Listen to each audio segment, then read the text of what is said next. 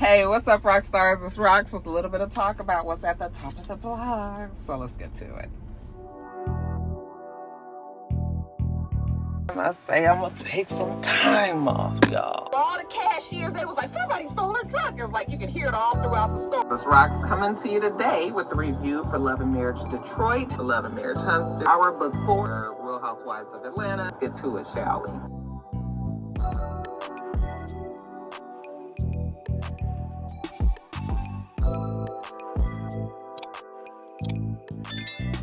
Guys, first story up. So it was announced last weekend that Bishop T.D. Jakes was going to finally step down and hand over the Potter's House, his church in Texas. Was it Dallas or Houston? I get it mixed up every time. You guys will correct me, but I think it's in Houston. But he is stepping down and passing it on to his daughter, Sarah Jakes Roberts, and her husband, Touré Roberts. Okay. This was already in the works. We have been knowing for some time that was always the plan. Sarah Jakes Roberts has a church in LA that my goddaughter actually goes to, and she loves the church, and she always talks, so much about Sarah Jakes Roberts. She loves her. She's made Jada love her. I mean, Jada even writes notes on her sermons. She's very, very well knowledgeable, knows the Bible. Like, I think that's great for her. We've talked about this. It's just interesting that how much that the church has become a business as opposed to, church has always been a business, but it's big business now. Church has always belonged to a board. The church has never really belonged to, we've talked about it. So church usually belongs to the community. There's a board that votes people in and out. That's not how it's working now. Now we have people that pass it on and keeps a church, a mega church, it's probably going to go on for generations. I'm assuming that Sarah might probably move that on to, some of her family as time goes on. And that's not how it's been in the past. I don't know still how I feel about that. Because for, I'm sure, obvious reasons. I mean, the church, you're dealing with people's salvation. You're dealing with people that are highly emotional, and you know how people can be taken advantage of like that, so the fact that that can continue on generations and generations of them continue to control that type of activity can be concerning, but it is what it is. Congratulations to Sarah and her husband. I'm assuming that she's going to be going back and forth to her church in LA, but her church in LA is not as big as the Potter's House. So I'm wondering if eventually she's not going to be able to give as much attention to that church in LA. But from what I understand, that church in LA is like her baby, so it's too bad that this is happening. And that's how a lot of times, big churches will that's how a lot of good churches will close down, because then they won't have the pastors won't be there to man it and all that. Yeah, you guys, I'm gonna tell you what he said, what T.D. Jakes said. He said, "This is legacy, not because they're kin, but because they're kind. They've immersed themselves in the DNA of this church for years." So he's saying that even though he's stepping down, he's gonna continue to, his service to the community. He's still going to be out there active and everything. He's just not going to be in the pulpit at the church preaching weekly and all that. I mean, we know he just recently had a heart attack up on that stage. So yeah, he's just saying he finally gonna give it up. Okay. Again, the very, very small part though, but still, again, the Shonda Rhimes effect, we'll call it, in the back of our mind, where you wonder if these things might have some relation. Now, T.D. Jakes has always denied any relation with anything Puffy and all of that. But he still is very small back there. We still kind of hear his name come up every now and again, even though I would hope that T.D. Jakes is not doing shit out there with Puffy. Okay. How y'all feel about that? I wonder if people realize that your church usually is a board, and that usually they have a minister that is on salary and that they can hire and fire him, and the reason for that is because you stop in corruption, right? Because the minister, who, like I just told you, these people are emotional, and you have these people under your control, basically, and so you can be getting a lot out of these people, and if that just continues to go on and on and on, and people can just continue to pass that down in a family as opposed to giving somebody else a shot at it, y'all just let me know what you think about that. It's interesting. It is interesting. I sure wish my mom was still alive. We could have a good conversation about this, because we used to have conversations about this pretty often. But yeah, y'all, let's move on. Let's move on to the next story. Fat Joe, mama named him Joseph Cartagena, or is it Cartagena? Isn't the G silent in the Latin language? Cartagena, or is it Cartagena? Anyway, Fat Joe is suing his former hype man and lawyer, Terrence Dixon, and the lawyer is Tyrone Blackburn. So Terrence Dixon and Tyrone Blackburn, he's suing both of them, okay? And if Tyrone Blackburn sounds familiar to you, Tyrone Blackburn is the lawyer to the Little Rod guy and all of them other people who wrote up those lawsuits as if it was a fucking blockbuster movie. and pissed all the damn judges off, because they was like, nigga, that is not how you write up a damn paperwork for the court. The documents they pissed at. Okay, that one. Apparently, he's suing them for defamation and intentional infliction of emotional distress. He says that Dixon and his lawyer is trying to extort him for money since, well, they approached him, I guess, officially in March of 2025. But he's saying that they have been sending him text messaging and threatening and shit and trying to extort money out of him through text messages and other ways for years. Dixon, his bodyguard, is saying that he was a ghostwriter for Fat Joe. Imagine that. I wonder if he ghostwrites for other people. But yeah, that's what the bodyguard said, that he's a ghostwriter for Fat Joe, and also that he was an uncredited vocalist on some of Fat Joe's songs. So he wants to get paid. And Fat Joe was like, no, you're not. He also said that Fat Joe did all these other acts, rape and forced labor, sex trafficking, fraud. Okay, now them is fighting words. And that's probably why Fat Joe, even though he said he's been doing this for years, why he's finally now decided to take it to the courts.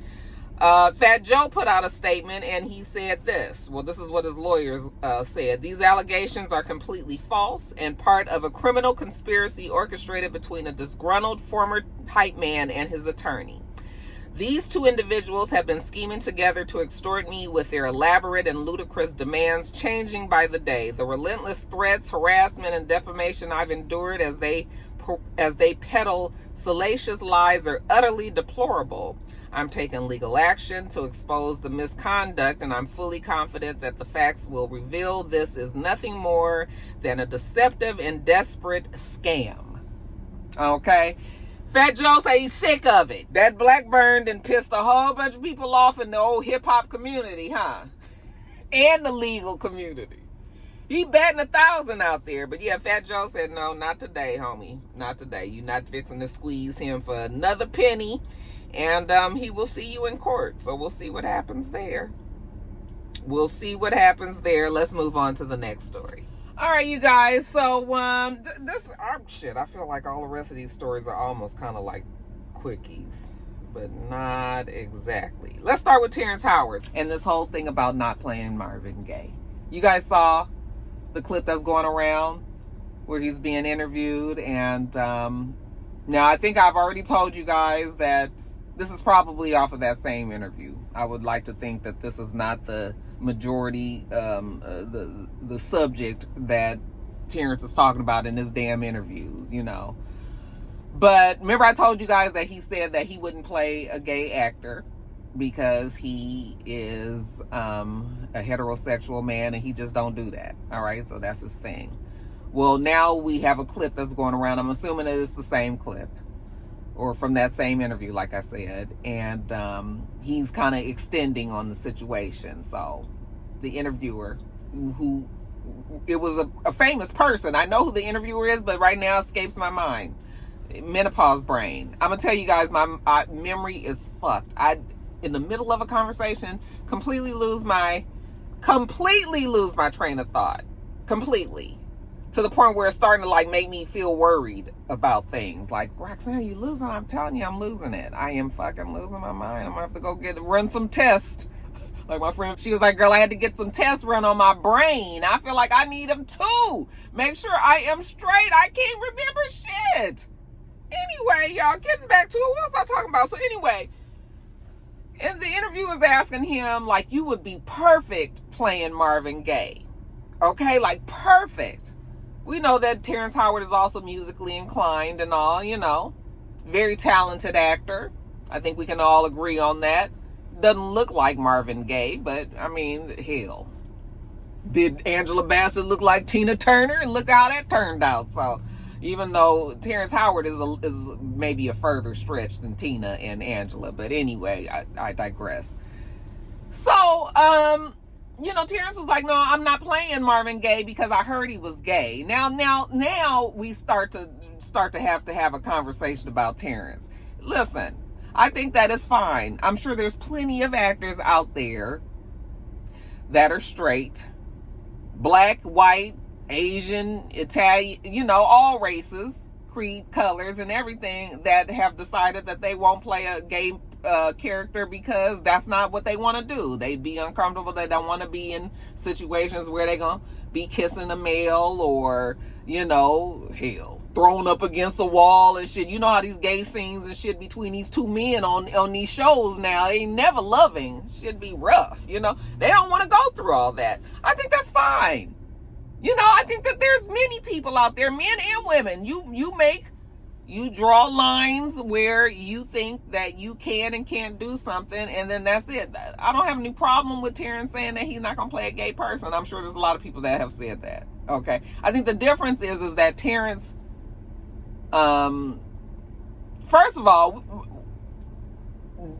I have heard stories of Marvin Gaye possibly being bi, not necessarily being straight out gay, or flat out straight homosexual, but I have heard those kind of things. I think it's just because Marvin Gaye also had some drug issues and addictions, and so there may have been some times where Marvin maybe had to do some, you know, do something a little strange, you know, for a little change or whatever. But I don't know if he's known as a gay person and all, but it's just sort of like Terrence knows how to kind of dig the knife a little bit in his I don't give a fuck kind of way, you know. So that's more of what is catching everybody's, why it's become like a sound bite and that's going around, because Terrence Howard knows how to keep on. It's just sort of like, you know, I heard he was gay. Like, you heard he was gay? You making decisions on what you heard and everything? I mean, you know,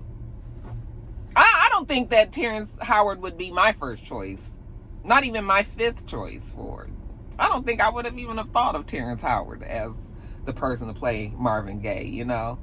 But whatever. I mean, you know, I don't think there's anything bad about that. I don't think there's anything bad about it. That if that's the man, what the man want to do, let the man do what the man want to do. Okay, my phone is going to die. I need to make sure I get all this done. Y'all know I don't never have this fucking phone charged, and I don't want to plug it in, because if I plug it in, then it's gonna mess up the sound.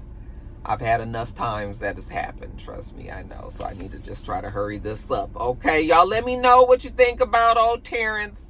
Maybe just a little too abrasive, Terrence. Maybe we can just, you know, no, I prefer not to play the gay role and all that, you know, but we don't need you. I mean, it's fine. I'm not mad at Terrence. I'm not mad at him. He's just Terrence is just Terrence.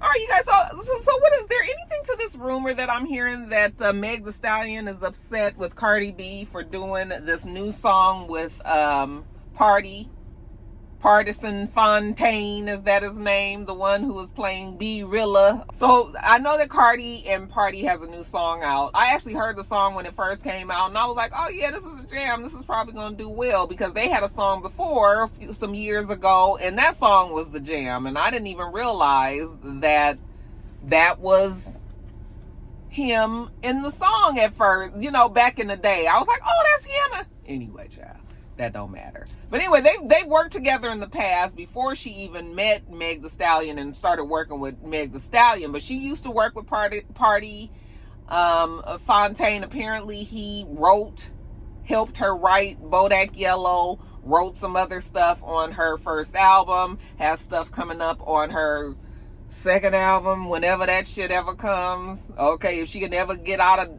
this fucking divorce court with her husband and all that shit going on over there. You know, we've known that these two have worked together. We knew that she and Meg got cool together, have some songs, a couple of songs together, hits together, remixes and all that.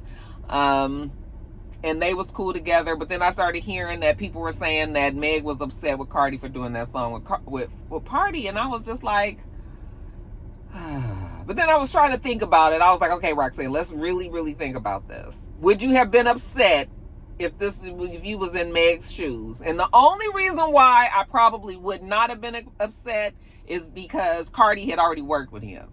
Okay, so she already had a relationship with him before she even had a relationship with you, Meg. All right, so if she was already cool with him, then really technically, if she was being loyal to a friendship, she probably should have been loyal to him and not fucked with you. That's not what she did. She came and did the song with you, even though she did the song with you, but you guys, I don't even think Meg and Party had been together at that point. They hadn't. They weren't even together, you know? So it's just sort of like Meg is asking a lot for Cardi to not only not do the song with him, but to break a friendship with them because of some relationship shit that Meg and Party went through. I don't really think so. You know, Cardi was like, I have made it a point to stay out of people's relationships because of this kind of thing. Like, I don't want to have to be choosing friendships and alliances and loyalties and all that. So I know relationships go through whatever they go through. So, you know. But hopefully Meg is not upset with Cardi, but I've been hearing that. So I hope that's not true, because, you know, the girls was kind of trying to work on getting along, you know. Nikki had all the girls pissed off. You know, everybody was fighting. But I think all that shit has kind of calmed down, and I think that if we're not gonna just be flat out fighting, at least maybe we can now maybe we can all just get along and not just deal with each other. I think that's what the rap girls are doing now. Everybody is staying in their own lane and trying to do their thing, right? But I just hate that Meg. I just hate hearing that Meg might be, you know, that shit is childish. That's this kind of shit that you learn over time. But it would be different if Cardi was homegirls with Meg first, and then Meg and Party was together, and they had their relationship went sour, and they broke up and all of that, and then Cardi went and worked with Party. Then it would be different. But no, it's an old friendship. I'm not, you know, if she was the bigger person, I mean, if she was cool enough to come work with you, even though, I mean, it wasn't nothing to be even throwing about, because like I said, Meg and Party weren't even together before, when Party and Cardi had that song together, you know. So I'm hoping that shit is not true. But the way that these girls be in their feelings these days, it probably is, child. But it's too much money to be made to be out here fighting. And between Meg and Cardi, you know, when them two get together, it's usually a hit. So they can't afford to be, they don't need to be fighting. I'm hoping that that's just a rumor and it's not true. Have you guys heard that? What do you guys know about that rumor? There may be more to it, and if it is more, y'all let me know. All right, let's just officially say quickies. First in quickies, Trump. I didn't want to do politics, but I just got to talk about pumps.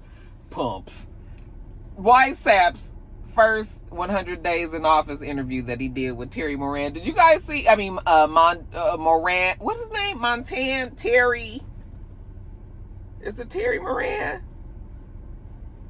Yeah, it's Terry Moran on ABC. I don't know what got into me because I was just like, I'm not watching that shit. Anything with YSAP now, I just like look at it. I smirk to myself. I usually do a quick little this stupid ass, and then I walk off.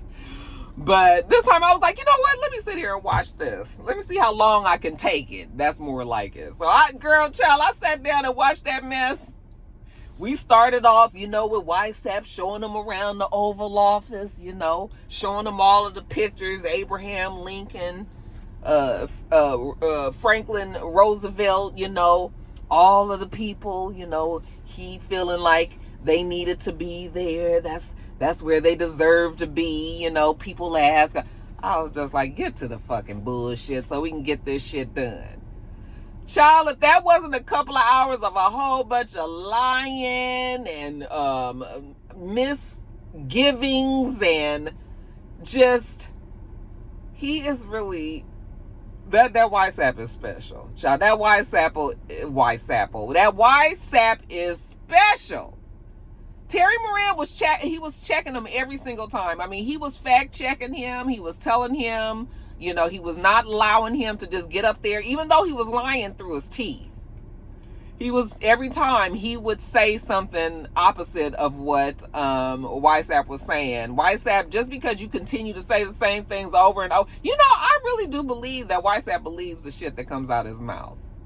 Like, I used to think that he was just full of shit, which he is still full of shit, but I think that, how sometimes you done told yourself something over and over and over and over and over and over again, you start to finally, you signal the thing in the brain to just say, oh yeah, that really did happen. I think that YSAP truly believes the things that he said in that interview. When they was talking about the prisoners, this is not quickies, but when they were talking about the prisoners and the man was like, so what are you gonna do? The judges told you that you need to bring the man back from El Salvador, okay, because he was not in the gang. And YSAP double, triple, quadrupled, quintupled, septupled down and was like, he was in the gang. He had the tattoos on his hand. Terry was like, those were photoshopped. He was like, he had the tattoos on his child. It was the Haitians are eating the cats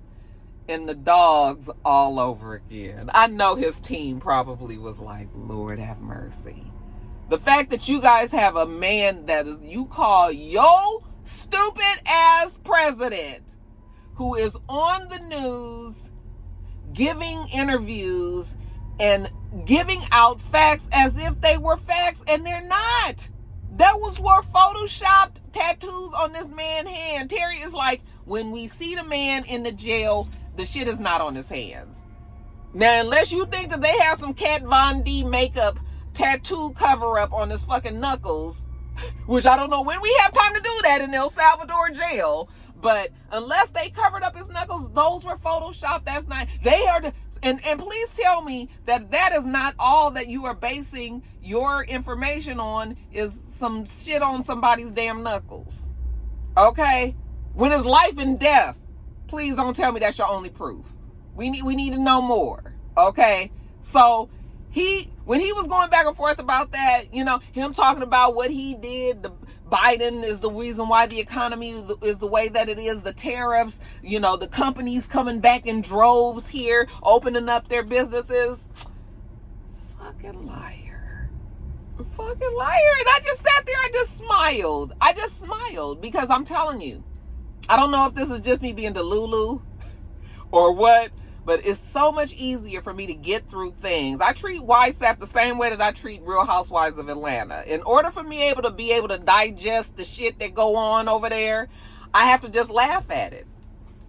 Otherwise, I'm not going to be able to do it, y'all. And I'm going to lose my mind. And we don't want to do that. So we just laugh at YSAP. We sit there. We already know it's going to be a tough 4 years. And then we just going to have to try to recoup whatever the shit is fucked up after these 4 years. Like, my mind is so much right there, okay, that I'm not gonna get myself riled up. Even though there's a lot of shit happening, bad. Our economy is headed for bad times. I have a rock star that reached out to me and was like, Roxanne, my husband is a very high up in a healthcare organization, a company, like big time executive. They've been pulling them in on meetings and telling them that our country is headed for a depression, not a recession, not just some little small, some depression shit. Like back in the 20s when motherfuckers was standing in line for some rice. She was like, and you need to let these people know that it's going to be hard times for people. If you don't own things, if your money is not where you want it to be, that you need to try to start getting things in order, because within the next 5 years, our country is headed for a pretty severe depression. I've got people so that's out there. I don't know how true it is, but I've had a rock star that has I've had some financial people that have reached out and said some of the same sentiments, but this one rock star in particular was like, no, Roxanne, you need to make it clear to these people that they need to start putting their shit in order. Okay? That her husband is a black man. It don't be no other black people in the room. That's how high up he is. Okay? Like that, one of them kind.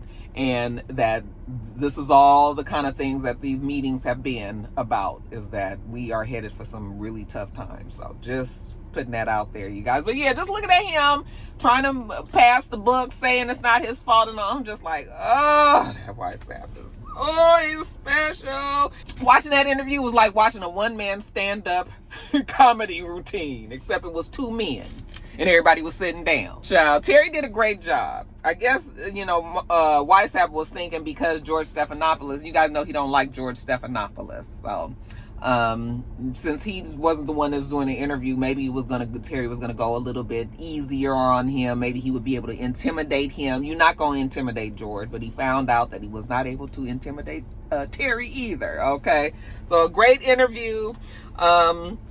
Just to see the crazy unhinged sparkle in YSAP's eye. He believes it though. I really do. I really do believe he believes it. He's something. Anyway, let me get to the true to the true quickies.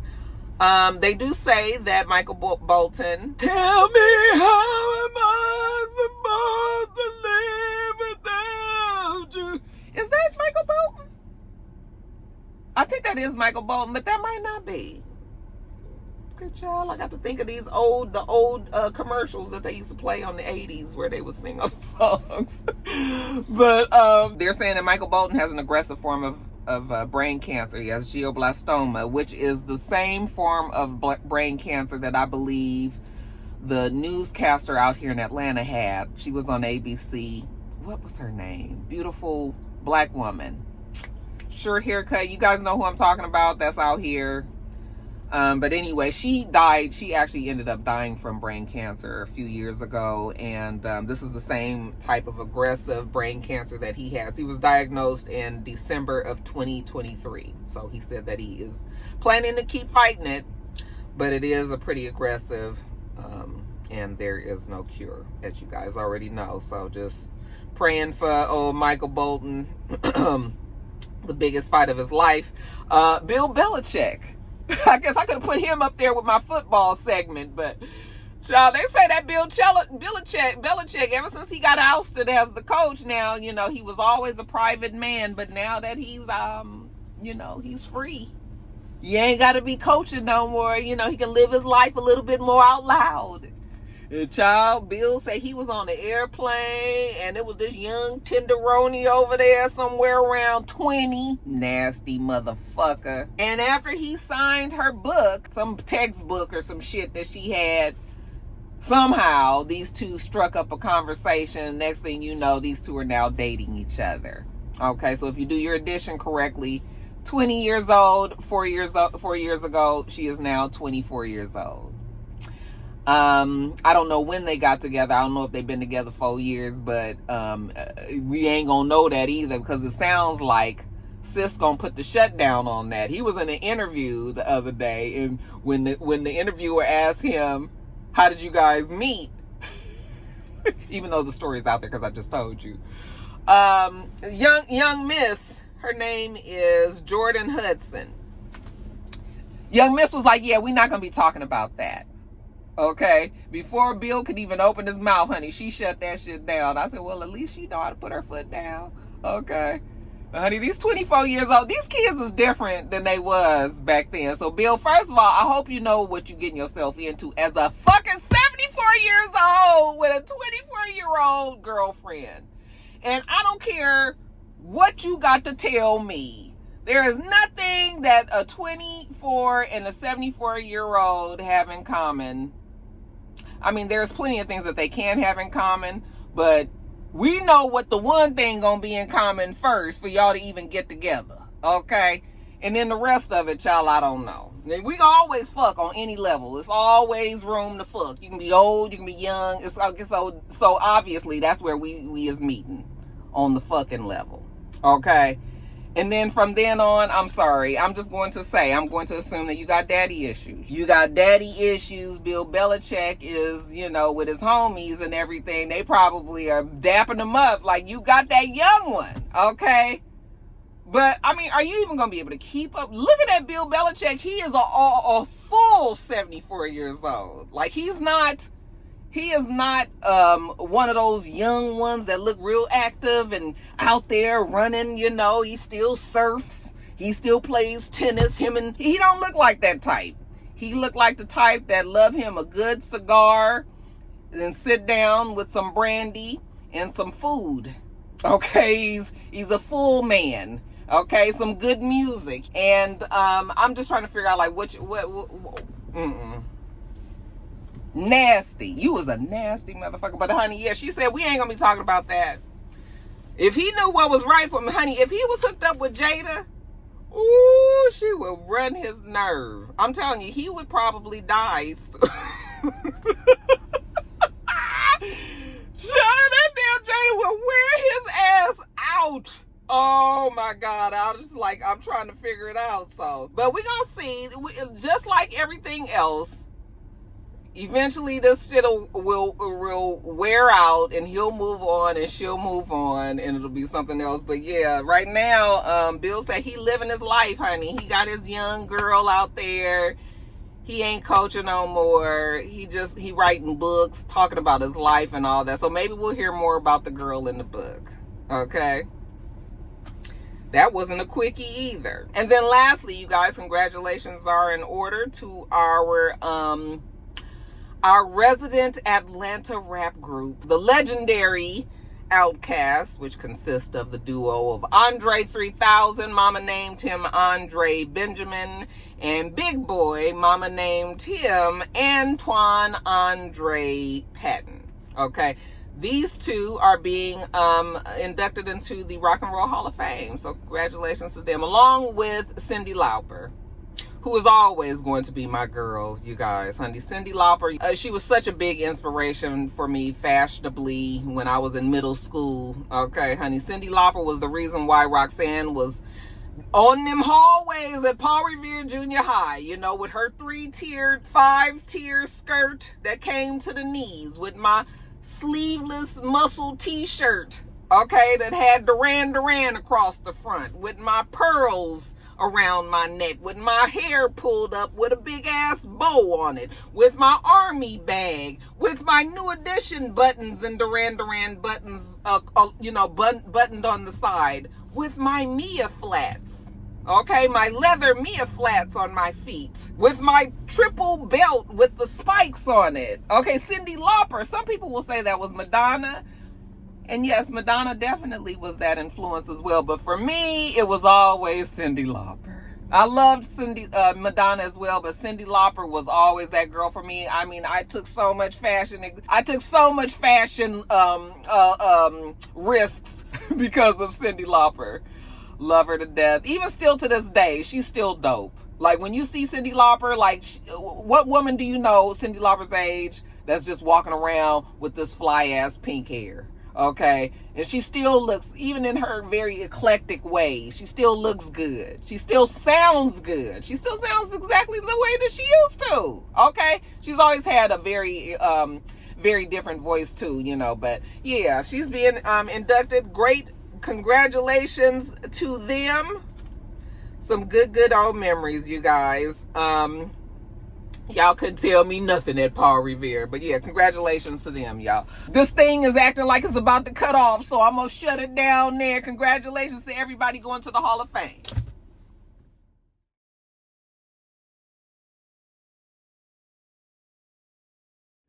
All right, you guys, that is it. I'm going to get on off of here. We do this every single week, so make sure you thumbs up the video, comment, and subscribe, and make sure you come back.